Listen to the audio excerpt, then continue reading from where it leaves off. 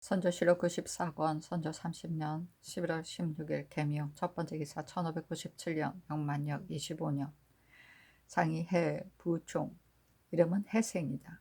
관수에 거둥하여 접견예를 행하고 이어 파유교 파세였다. 관수에 거둥하여 접견예를 행하였다. 선조실록 94권 선조 30년 11월 16일 개묘 두 번째 기사 정원 이이 점이 와서 아래기를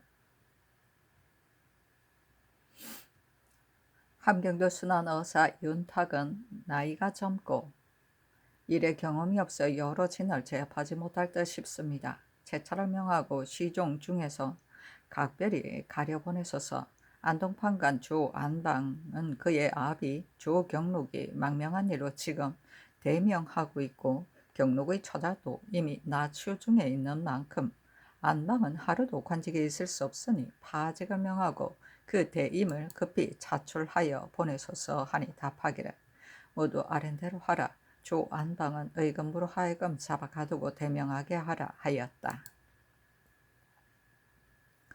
선조실록 94권 선조 30년 11월 16일 개묘 세 번째 기사 비변사가 아뢰기를 각도의 소고군이란 곧 신력의 유무와 공사천을 막론하고 조련을 감당할 만한 자로만 단결하여 대오를 편성한 것으로 그 본뜻은 이미 위급한 전수의 일에 쓰려는 것이지 병조가 교체, 상번 시켜서 부역군으로 쓰게 하자는 것은 아니었는데 전임뿐만 아니라 양반, 유사, 아전의 무리까지 도목의 역사를 견디지 못하는 자까지도 그 속에 섞여 있으니 지난번 적변이 한창 위급할 적에 평안도 황해도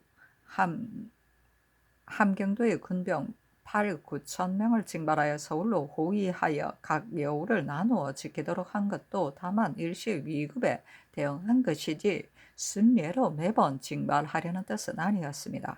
그런데도 병조가 원군의 수요가 적다 하여 연이어 징발하여 교체시키므로 그 군병들이 조총 궁전을 다 팔아 식량을 하고 그래도 부족하면 또 의복까지 파는데 심한 자는 저자와 마을에서 행거를 하여 원망이 자자하다 하니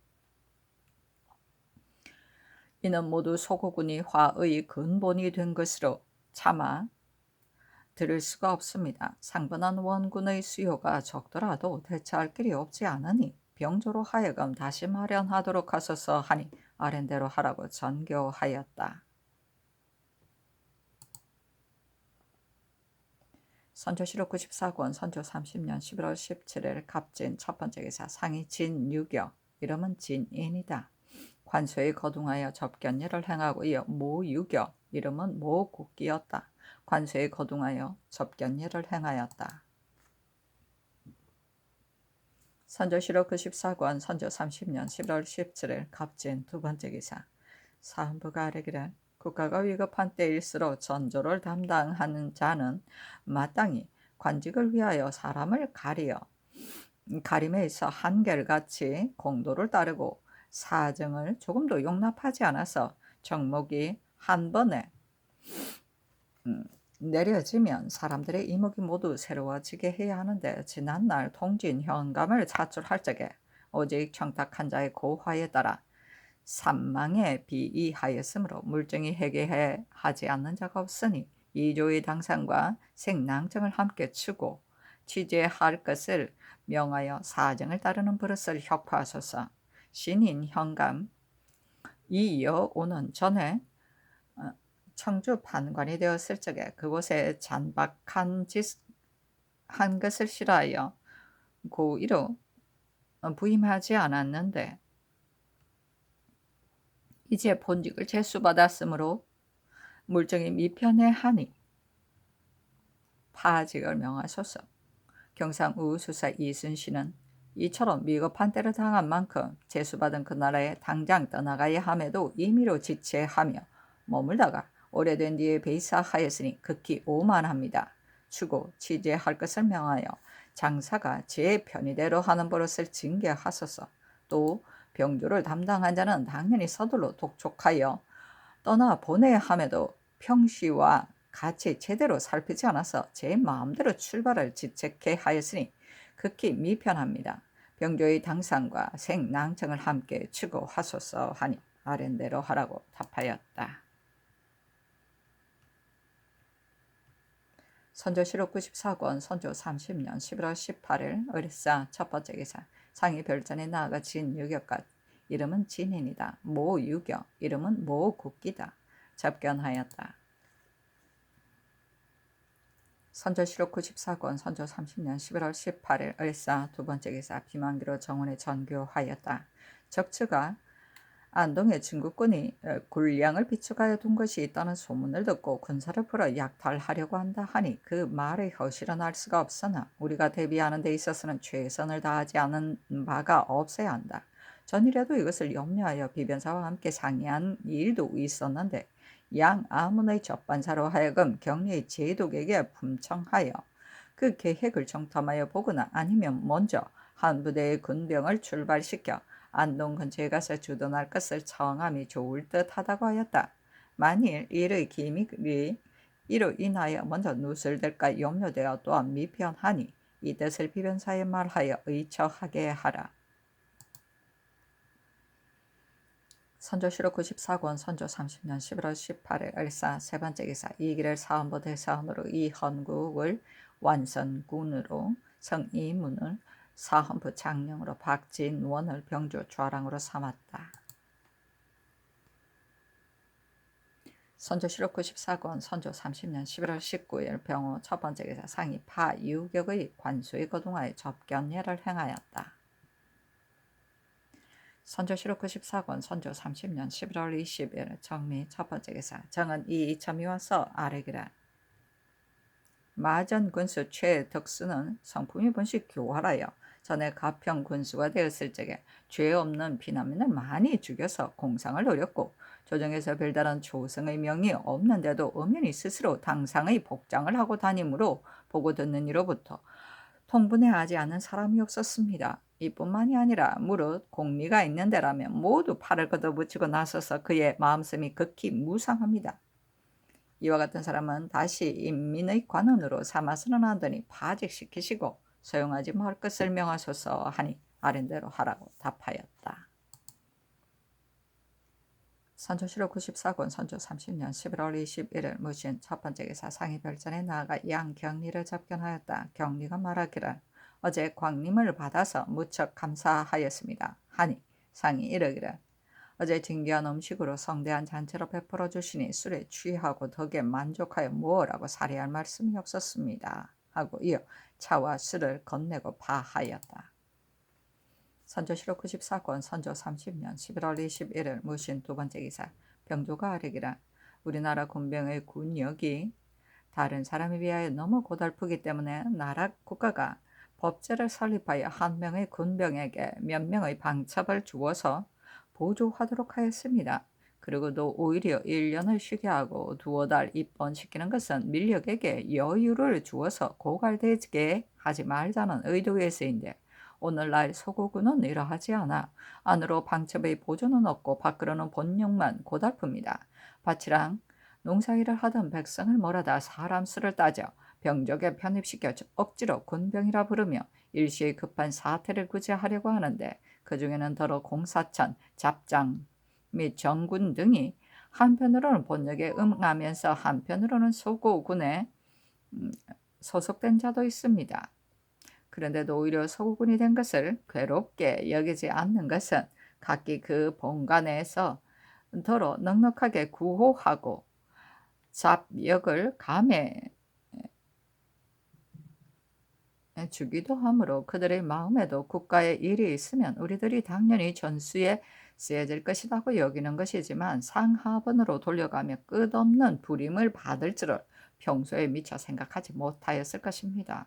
그런데 하루아침에 갑자기 몰아다 정군의 예에 따라 교대로 상경시켜 관역에 응하게 한다면 그들은 반드시 원망하는 마음을 갖게 될 것입니다. 병조의 관원이 한 사람뿐만이 아닌 만큼 그 중에는 반드시 한 가닥의 이성을 남들과 똑같이 타고나서 가엾게 여겨 차마 그렇게 못하는 자도 있겠지만 대체로 호남하고 못나서 갈팡질팡하다 보니 백성의 고통을 생각하지 않은 채 간사한 관리로 하여금 농간을 부려 폐단을 일으키게 하면서도 깨닫지 못하였던 것입니다.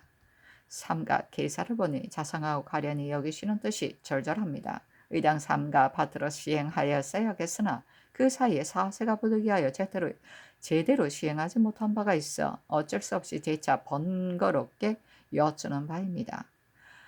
평시 본조가 상분의 기병이 3,700명이고 취재군 및 제세군이 있어 모두 번마다 6,000여 명에 이른다고는 하나 8번만은 다른 번에 비하여 조금 적습니다. 6천의 군병으로도 중국 사신이 올 적이면 오히려 하번을 징발하였는데 오늘날 중국 장수가 서울에 머물고 있는 자가 부지기수인데 토목일과 풀베는 일까지 시키는 이는 사신이 왔을 때에도 없었던 일입니다. 지난날 징발한 것이 8, 9천 명이 아니라 1만 2천여 명이었고 그때는 마침 중국의 대병이 잇따라 입성하였기 때문에 각처의 방자, 역군이 요구하는 즉시 응해 주었던 것인데 징병을 막 파하자 명장이 더 나왔으므로 지금에 이르러서는 명장의 자비군이 590여 명, 각처의 수직군이 370여 명이며 동작, 부교, 경복군, 용산, 서교, 동교 등처의 적초 수직군 및 날마다 명장이 입성함에 따라 도감이 소첩을 가지고 요구하는 방자도 한 첩에 요구하는 수요가 많게는 수십 명, 적어도 10여 명을 밑돌지 않고 있습니다. 본조에 관한 좌우로 요구를 받아서 겨우 서안만 하다 보니 그 사이 간리들의 작패도 참으로 계사의 내용과 같습니다. 오늘날 서고군이 서울에 머무르고 있는 자가 980명이지만 원래 상번한 군병은 겨우 수백 명이고 지금 필요로 하는 그 수요는 되풀이해야 해서 헤아려 본다면 1,600여 명이 아니고서는 모양을 이룰 수가 없었습니다. 다시 변사로 하여금 좋은 쪽으로 강구 지휘하도록 한 뒤에 받들어 시행하게 함이 어떠하겠습니까? 하니 아랜대로 하라고 전교하였다. 선조실록 94권 선조 30년 11월 22일 기유 첫 번째 기사 접대 도감이 아래기라 도사 사용제가 임진년부터 우리나라를 오갔고 계사년에 왕자께서 적경에서 나올 적에 주선하여 준 힘이 있었습니다. 이번에 강을 건너와서는 우리나라의 사대부를 만나면 반드시 지난날의 일을 과장하고 심지어 두 왕자가 반드시 나를 후대할 것이라는 말까지 하였는데 서울에 와서는 주상께서 접견하는 일을 하지 않았으면 퍽 서운해하는 말을 하였다고 합니다. 하니 전교하기를 도사를 전혀 접대하지 않아 노여울 말을 많이 하였다니 도감의 태만함을 그지없다. 그리고 사공이 들어온 지 벌써 오랜데 어찌하여 이제야 비로소 하려는가 하였다. 선조실록 94권 선조 30년 11월 22일 기유 두 번째 기사 이기를 지휘 돈령부사로 강신을 사안부 대사헌으로 박홍로를 병조 참판으로 김홍미를 사관원 대사관으로 연돈을 승경원 도승지로 민몽룡을 우부승지로 이병을 동부승지로 최간을 사헌부 지비로 송응순을 병조 정랑으로 임몽정을 홍문관 스찬으로 삼았다. 선조실록 94권 선조 30년 11월 22일 기유 세 번째 기사 권율이 장계하기라 입공 자효의 처분을 받은 김응서의 취보 내의에 하만에 주둔한 적을 밤에 무찌른 뒤에 원수의 전령에 의하여 군사를 거느리고 장차 운봉으로 향하려고 할 때 항외에게 줄 상물을 가지고 온 선정관 임원침을 통하여 소명이 있다는 말을 듣고 길을 멈추고 행장을 꾸리던 즈음에 또 외적 만여 명이 운봉에서 함양으로 넘어 들어가서 곧바로 산음 삼가 등지로 내려가고 있다고 하므로 응서가 곧장 군병과 항해를 거느리고 들어는 지름길로 들어는 바른 길로 나누어 달려가니 본 적이 산음에서 곧바로 의령으로 내려가 정진을 반쯤 건너고 있었습니다. 명병 수십 명이 마침 도착하여 전사, 항외 및 전현감 이정의 군대와 합세하여 일시에 돌진하여 맞부딪혀 싸웠는데 화살이 빗발치듯 하니 적은 화살을 맞고 갑옷을 버린 채 퇴주한 자도 많아 우리 군병은 기세를 떨치며 싸우다가 자신도 몰래 습격에 빠져드니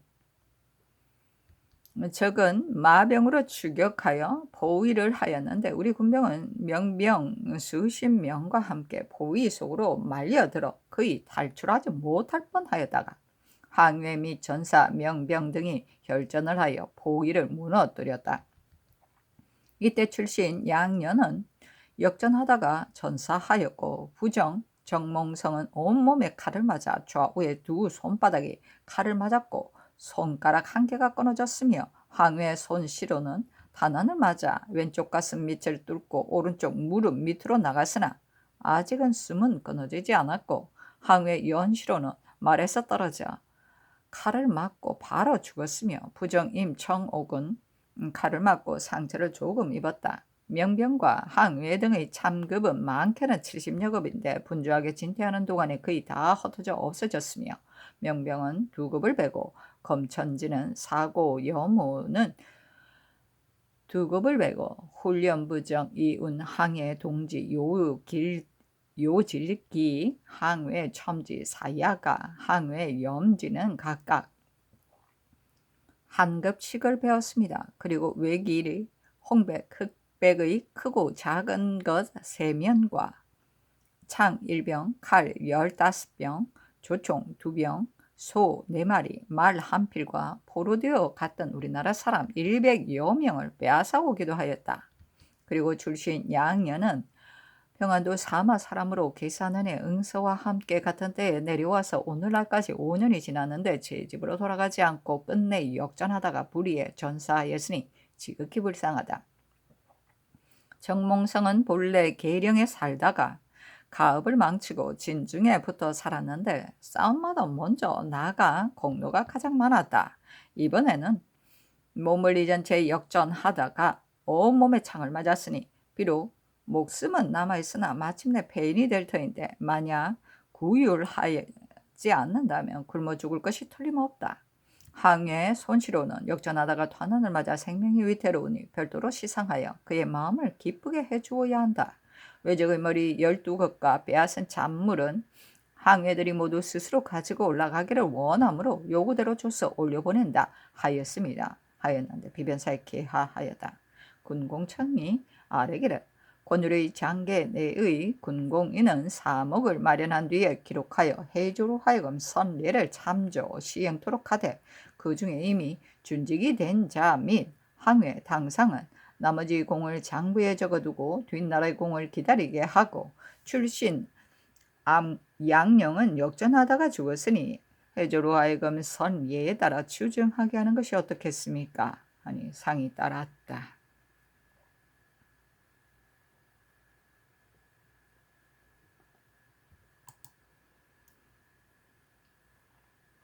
선조실록 94권 선조 30년 11월 23일 경술 첫 번째 기사 상이 이부총 이름은 이영이다. 관소의 거동하에 접견례를 행하고 이어 양참장 이름은 양등산이다. 관소의 거동하에 접견례를 행하였다. 선조실록 94권 선조 30년 11월 24일 신해 첫 번째 기사 상이 이참장 이름은 이영이다. 관소의 거동하에 접견례를 행하였다.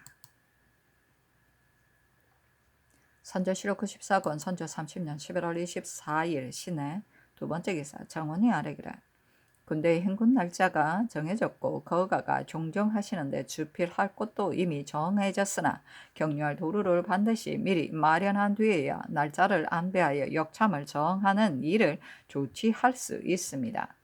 서울에서 비록 바로 제천으로 가든 아니면 먼저 충주로 가든 간에 두 길 중에 반드시 일찌감치 결정하여 이에 의거하여 떠나도록 하여야 합니다. 신을은 접반사 이 덕형의 말을 들으니 25일 이후에 여러 장관들은 잇따라 떠나고 제독의 행차는 격리보다 1, 2일 앞당겨 떠나며 격리의 행기는 앞에서 말한 날짜르든 벗어나지 않을 것이라고 하였습니다.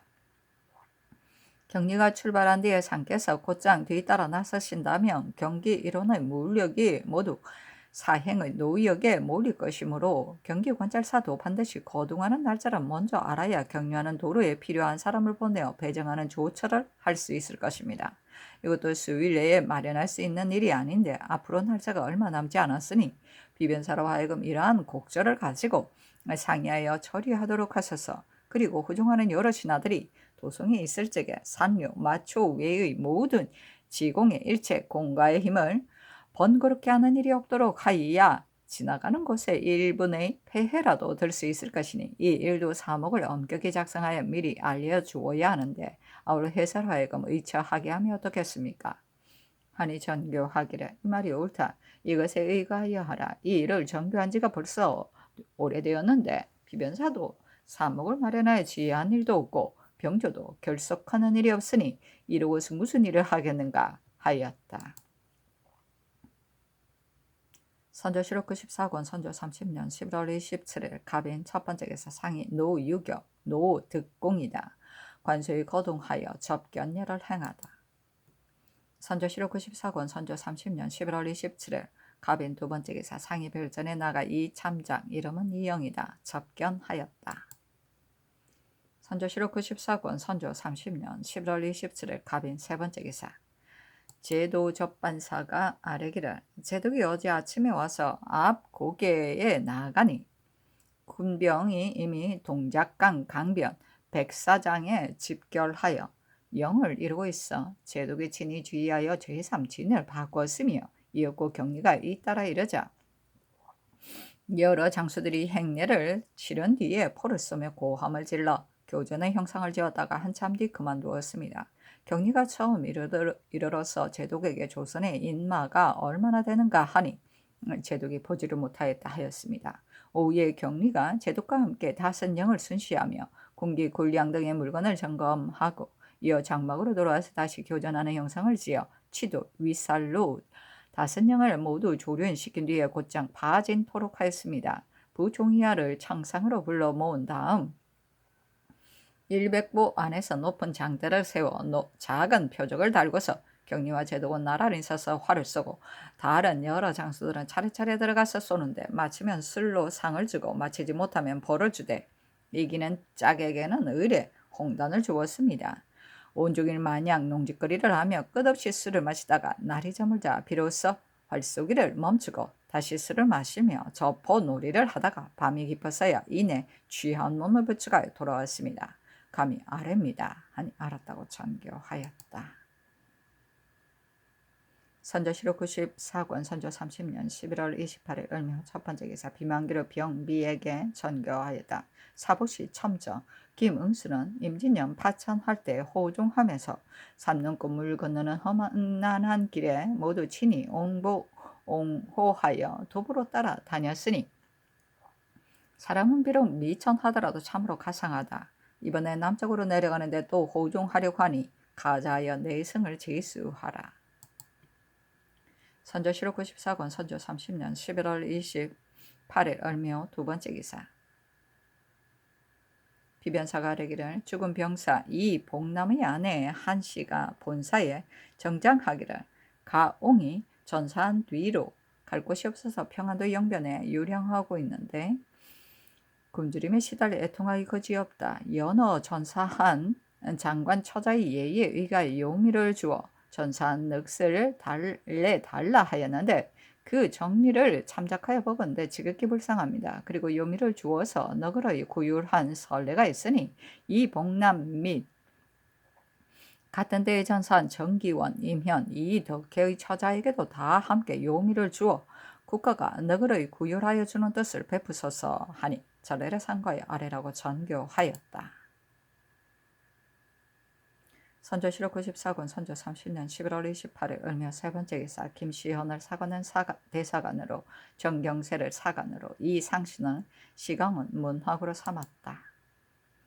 선조실록 94권 선조 30년 11월 28일 을묘 네 번째 기사 경상 좌병사 성윤문이 치게 하기를 흉적이 바다를 건너갈 생각을 하지 않고 울산과 양산 등지에 즐비하게 점거하여 소굴을 만들고 성을 쌓으며 도로는 산을 나와 배를 타고 곳곳에 하륙하여 노력제를 자행하고 있습니다.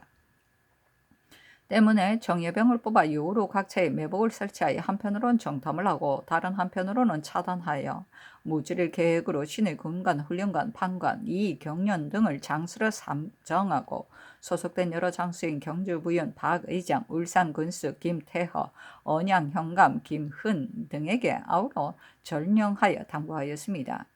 이제 접수한 언양현감 김헌의 첩정에 군관 첨정 정수 질산을 배정하여 보냈는데 10월 30일 울산 태화에 주둔하고 있던 수요를 알 수 없는 적이 동네 근처로 내려갈 적에 기장 입석의 길을 곁에 매복하고 있다가 불의의 흥미를 공격하여 많은 수를 사살하였으나 머리를 베려고 할 때 선두로 가던 적이 서로 싸우는 소리를 듣고 좌우의 산골대기에서 포위로 협공하였기 때문에 두급만을 배워왔다.